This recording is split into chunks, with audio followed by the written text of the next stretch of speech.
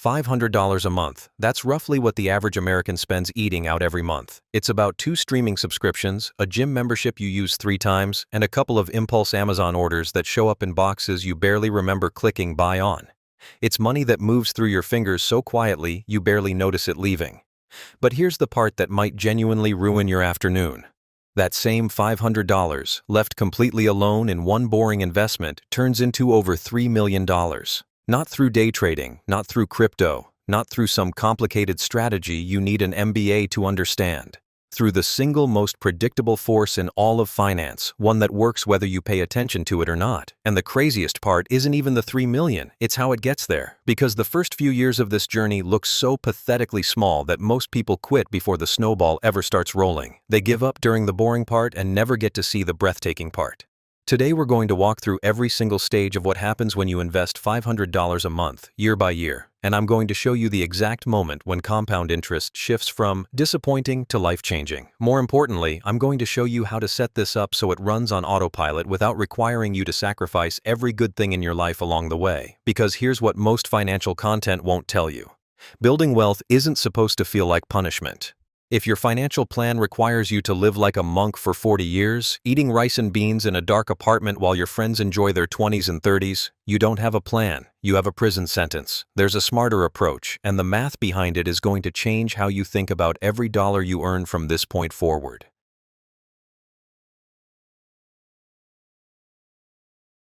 My name is Tom, and on this channel, I break down the real numbers behind building wealth. No hype, no gimmicks, no guilt trips about your morning coffee. Just the math that actually matters. If that sounds like something your future self would thank you for discovering, hit that subscribe button and let's get into it. Let's start where every snowball starts. Small. Embarrassingly small. You set up an automatic transfer of $500 a month into a broad market index fund tracking something like the S&P 500.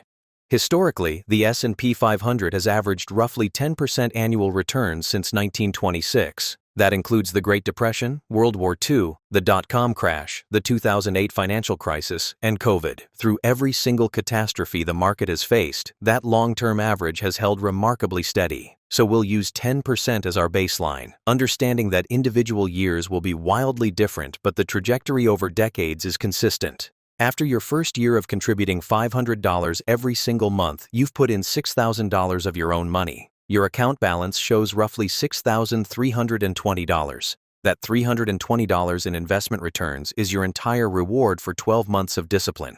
$320. You could have earned that working a single weekend shift at most jobs. Your brain looks at that number and whispers something dangerous. It whispers, "This isn't working. This is pointless." You could have spent that $6,000 on something you'd actually enjoy. And honestly, your brain isn't wrong to feel that way. At this stage, compound interest is essentially asleep on the bench. It's barely contributing anything meaningful. You're doing all the heavy lifting and your money is sitting there generating pocket change. After 2 years, you've contributed $12,000 and your account shows roughly $13,100. The total returns over 24 months of consistent investing? About $1,100. Meanwhile, your coworker who didn't invest a single dollar just bought a new set of wheels and posted about it online. And you're sitting there wondering if this invisible spreadsheet number is actually going to change your life. After 3 years, your balance is around $20,300. You've contributed $18,000. The cumulative returns are about $2,300. Still not impressive, still not life-changing, still not enough to make you feel like a financial genius. This right here, this 3-year window, is where the vast majority of people quit. Studies on investment behavior show that most people who open brokerage accounts stop contributing consistently within the first 2 to 3 years. Not because the math changed, not because the strategy was flawed, because human patience has a shelf life, and 3 years of watching a number barely move is enough to exhaust it. The financial media makes this exponentially harder. Every headline is about someone who turned 10,000 into $1 million overnight with options trading or meme stocks or the latest cryptocurrency. Nobody writes articles about the person who invested $500 a month for 30 years and retired wealthy. That story doesn't generate clicks because it's boring. But boring is what actually works. Exciting is what sells magazines. Boring is what builds fortunes. And the entire financial entertainment industry is designed to make you feel like boring isn't enough, because if you accepted that boring was enough, you wouldn't need their content anymore. But here's what those quitters never got to see. The snowball they abandoned was just about to start picking up speed. And what happens next is where this story gets genuinely exciting. Year 5. You've now contributed $30,000 of your own money. Your account balance is sitting at around $38,700. Those extra $8,700 came entirely from market returns. Your money earned you $8,700 while you were sleeping, working, commuting, watching television, just living your regular life. It's still not a fortune.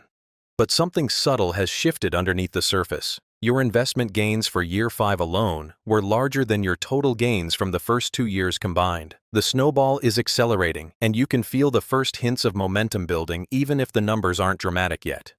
Year 7 is where the first real psychological milestone usually hits. Depending on market conditions, your balance is approaching or has just crossed the $100,000 mark. You've contributed roughly $42,000 yourself.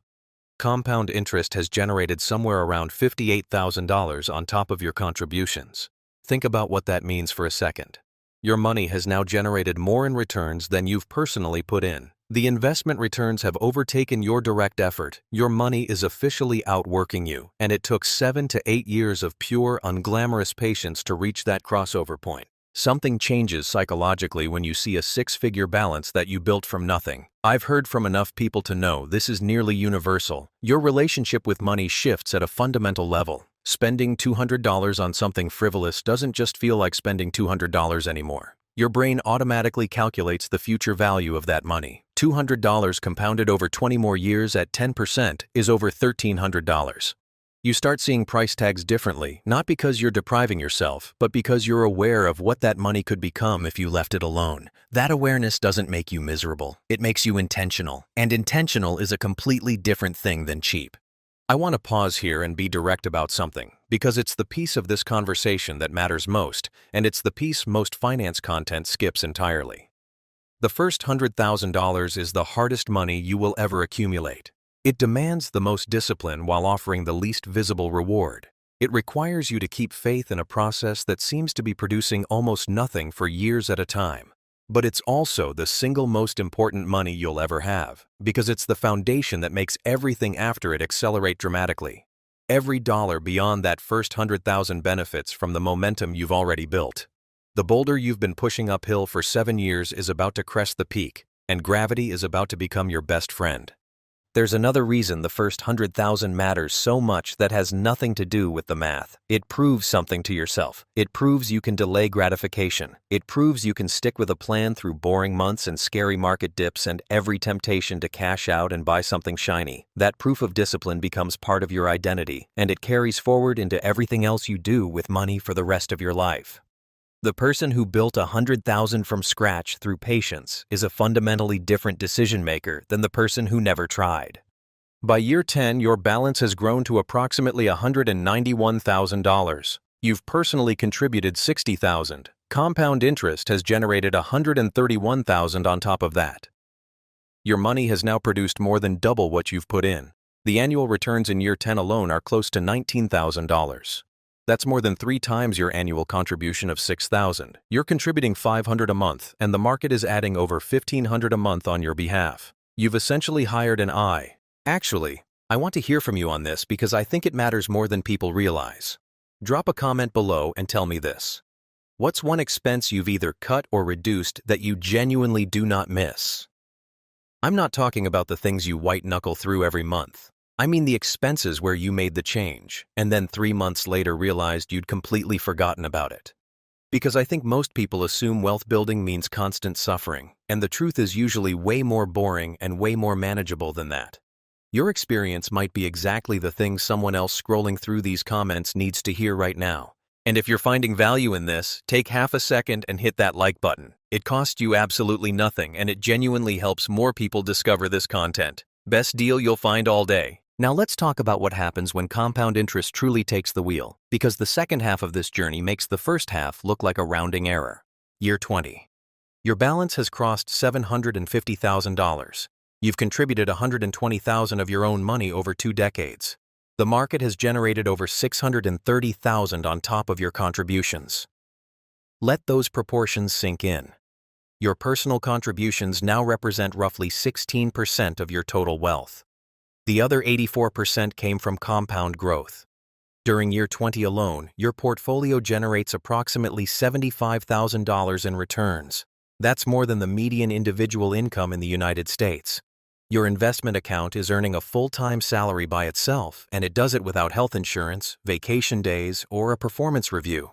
Year 25 is typically the moment that makes people stare at a spreadsheet and question whether the numbers are correct. Your balance has crossed $1.3 million. You've contributed $150,000 total over a quarter century. Compound interest has generated over $1.15 million on top of that. You're a millionaire. And roughly 88% of that million came from growth, not from anything you personally deposited. The math feels almost unfair at this point. In a wonderful way. You put in $150,000 of your own money across 25 years, and the market multiplied it nearly 9 times over. No special knowledge required, no insider connections, no advanced degree in finance, just consistency, patience, and one boring fund running quietly in the background of an otherwise normal life. And here's the detail that genuinely breaks people's brains when they see it for the first time. Going from zero to your first $100,000 took about 7 or 8 years of steady, consistent contributions. Going from 1 million to 2 million? That takes roughly 6 additional years. Not because you increased your contributions. You're still putting in the same $500 a month you started with decades ago. But your portfolio is so large now that compound interest is doing almost all the work. A 10% return on $1.3 million is $130,000 in a single year. That's more than double what you personally contributed over the entire first decade of your journey. The bigger the snowball gets, the faster it grows. Let me crystallize this with one concrete picture. Consider someone who starts this exact plan at age 25. $500 a month, no increases, one boring index fund, automatic withdrawals they never touch. By age 50, they've crossed $1 million. By 55, they're past $2 million. By 60, they're pushing toward $3 million. And by 65, they're sitting on roughly $3.16 million. Their total lifetime contributions over those 40 years? $240,000. That means over $2.9 million, approximately 92% of their total wealth, was generated purely by compound interest. They planted 240,000 seeds over 4 decades, and the market grew a forest around them. Now there's an objection building in some of your minds right now, and I want to address it head on because it's the objection that keeps smart, cautious people from ever starting. What about market crashes? What about recessions? What about years like 2008 or 2020 when everything fell off a cliff? Fair question. Let's kill it with data. The S&P 500 has experienced crashes of 20% or more roughly once every 6 to 7 years on average. It crashed during the Great Depression.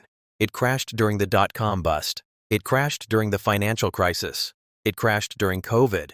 And after every single one of those crashes, it recovered and went on to reach new all-time highs. Every single time, without exception.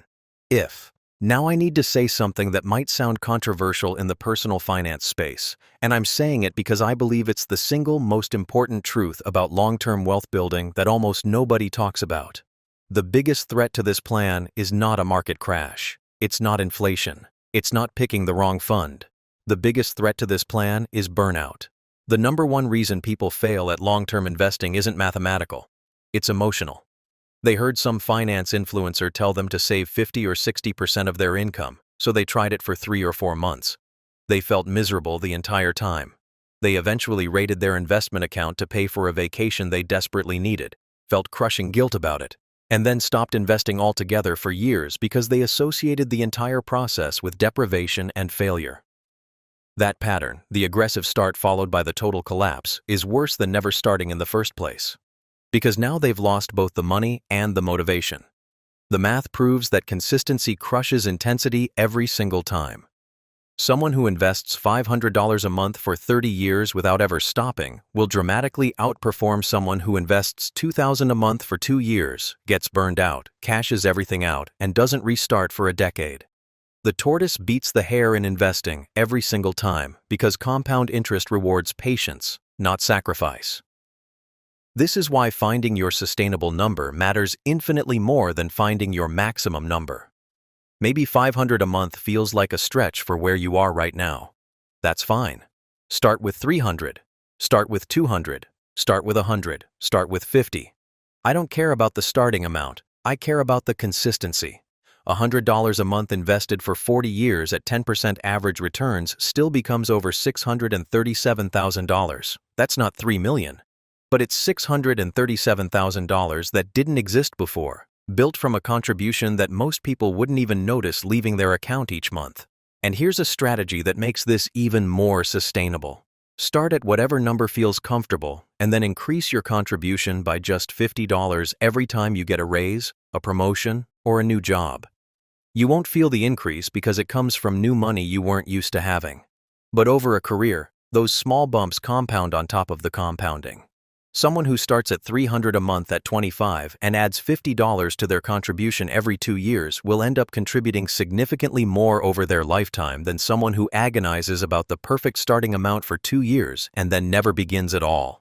Progress beats perfection, starting beats optimizing, and a system you can maintain for 40 years beats a system you abandon after 4 months every single time. The goal isn't to find the number that makes you suffer, it's to find the number you can maintain through job changes, car repairs, weddings, holidays, surprise medical bills, and every other financial curveball that real life throws at you for decades straight. Because the only way this plan fails is if you stop. Everything else, market crashes, recessions, corrections, inflation spikes, those are all temporary disruptions in a permanent upward trend. The S&P 500 has recovered from every single downturn in its history.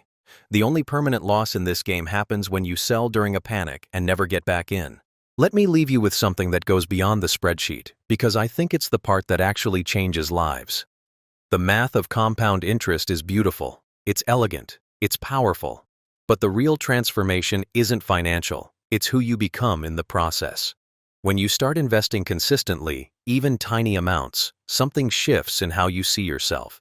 You stop being someone who's bad with money and start becoming someone who's building something. That identity change is more valuable than any dollar amount in the early years, because it's the identity that keeps you going when the account balance is still too small to feel exciting. You're not just moving $500 a month from one account to another. You're becoming a different kind of person. The kind who thinks in decades instead of days. The kind who understands that wealth is built slowly and then suddenly. The kind whose future self will look back at this exact moment and feel genuine gratitude. 40 years from now, 2 versions of you exist. One of them started. One of them didn't. The one who started doesn't have a dramatically different origin story. They didn't discover some hidden secret. They didn't get lucky with a stock tip. They didn't inherit money from a distant relative. They set up one automatic transfer into one boring index fund, and then they went on living their life. They still took vacations. They still ate at their favorite restaurants. They still bought birthday presents and holiday gifts and occasionally splurged on something just because it made them happy. They just made one small, boring, automatic decision that compounded quietly in the background while they weren't paying attention, until one day the number on their screen was large enough to change everything. The difference between those 2 futures isn't talent, it isn't luck, it isn't some special financial knowledge that only rich people have access to. It's a 30-minute decision that you either make today or you keep putting off until the math gets a little bit worse every single month you wait. Every month of delay doesn't just cost you $500. It costs you the compounded value of that $500 across every remaining year of your investment horizon. Delay is the most expensive thing you'll never see on a receipt. So here's your action plan, and it's deliberately simple because simplicity is what survives contact with real life. Open a brokerage account or a Roth IRA if you're eligible. Pick one broad market index fund. Set up an automatic monthly contribution at whatever amount you can sustain without suffering. Then go live your life. The snowball doesn't need your attention. It doesn't need you to check it daily. It doesn't need you to read financial news or stress about quarterly earnings reports. It just needs your patience and your consistency. That's it. That's the entire strategy. If this video shifted how you think about your money, hit subscribe. I put out new content every week breaking down the real math behind building lasting wealth without the hype, without the guilt trips, just the honest numbers that actually matter. Your future self is watching what you do next. Make them proud. I'll see you in the next one.